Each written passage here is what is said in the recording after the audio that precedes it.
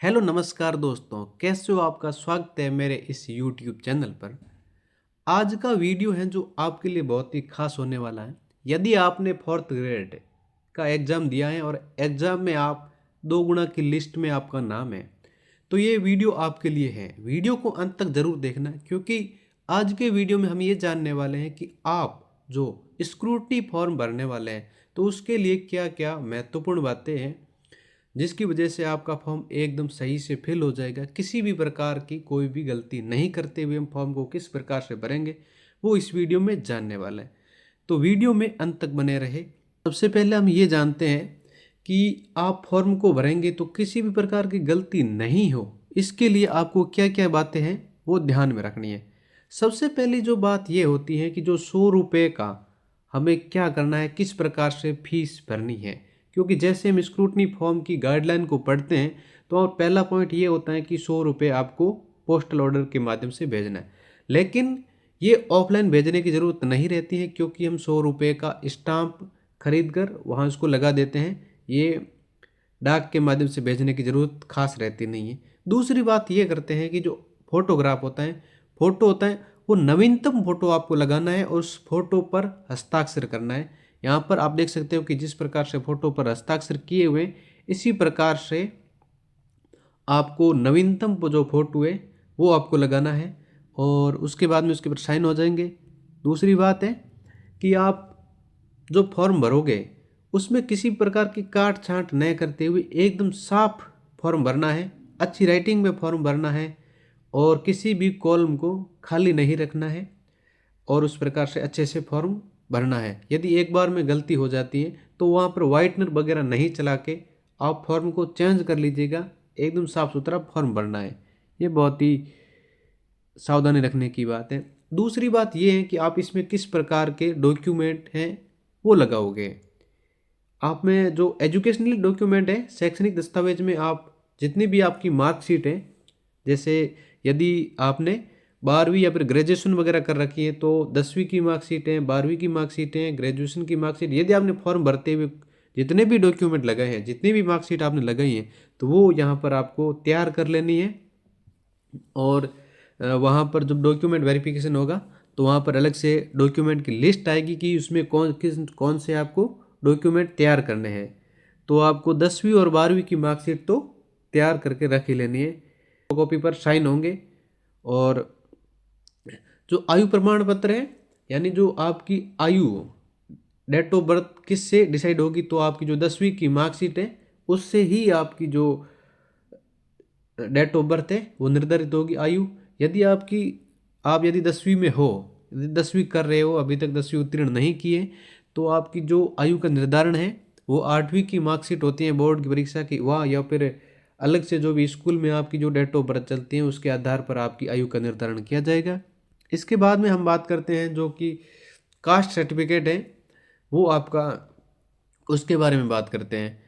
जो आरक्षित वर्ग की महिला, जो भी SC ST OBC या फिर EWS, जो आरक्षित वर्ग की महिलाओं का जो जाति प्रमाण पत्र है वो पिता के नाम से ही होना चाहिए। पति के नाम से जाति प्रमाण पत्र नहीं होना चाहिए, बल्कि पिता के नाम से होना चाहिए। ये बात बहुत ही ज़रूरी आपको ध्यान रखना है।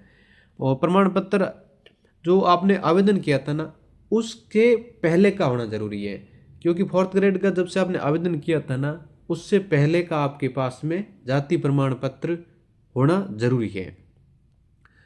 और आगे बात करते हैं, चरित्र प्रमाण पत्र की बात करेंगे, वो आपके डॉक्यूमेंट वेरिफिकेशन के टाइम लगेगा।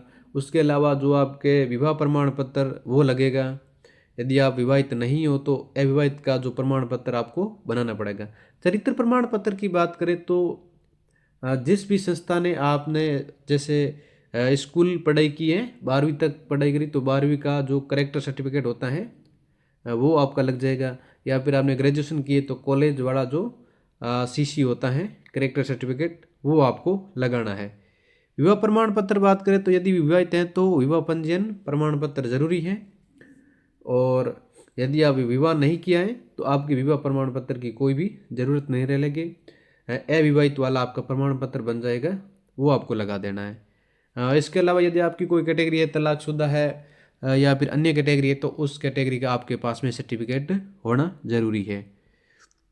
जैसे दिव्यांगजन है तो दिव्यांगजन, यदि कोई दिव्यांग है तो उसकी 40% से अधिक डिसेबिलिटी होनी ज़रूरी है।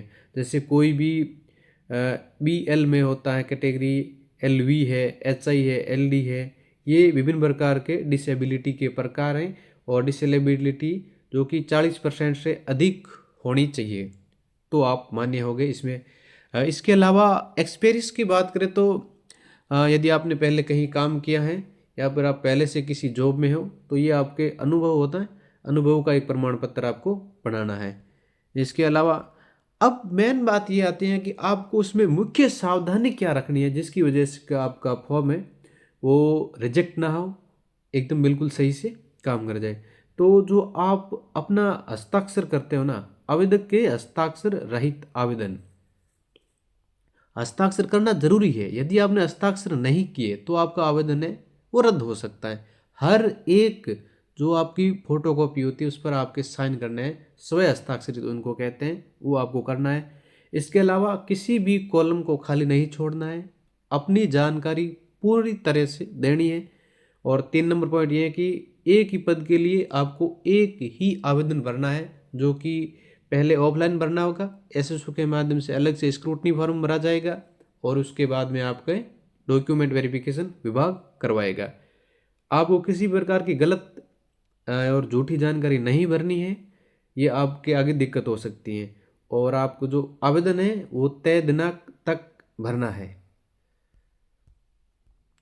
इसके अलावा आपको जो मूल प्रमाण पत्र है, किसी भी प्रकार की जो मुख्य यानी मूल प्रमाण पत्र है, कहने का मतलब ये मार्कशीट, ओरिजिनल मार्कशीट आपको नहीं देनी है, आपको उसकी फ़ोटोकॉपी देनी है और हर एक डॉक्यूमेंट की फ़ोटोकॉपी करके आपके पास में सुरक्षित रखनी है।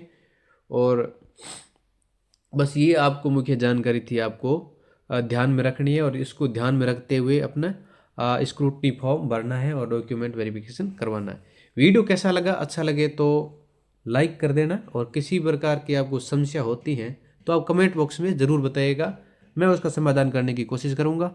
इसी प्रकार की और भी इन्फॉर्मेटिव वीडियो देखने के लिए हमारे चैनल को सब्सक्राइब करिएगा। धन्यवाद, मिलते हैं अगले वीडियो में।